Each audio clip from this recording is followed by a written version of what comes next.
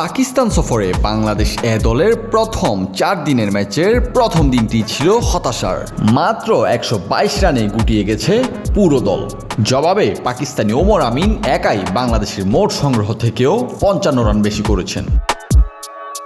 বাংলাদেশের প্রথম ইনিংসে মাহমুদুল হাসান জয়ের 65 রানের ইনিংস ছাড়া আর কেউই উল্লেখযোগ্য কিছুই করতে পারেননি। অভিজ্ঞ মুশফিকুর রহিম এবং মুমিনুল হকও ব্যর্থ হয়েছেন। পাকিস্তান এ দল তাদের ব্যাটিংয়ে পূর্ণ আধিপত্য দেখিয়েছে।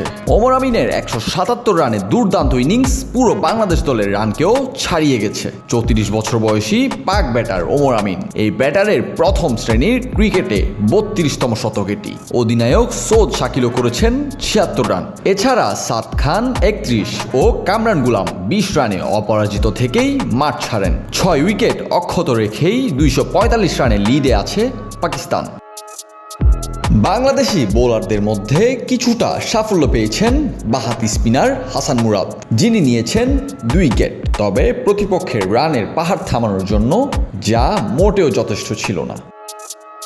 Sports desk, news now 24।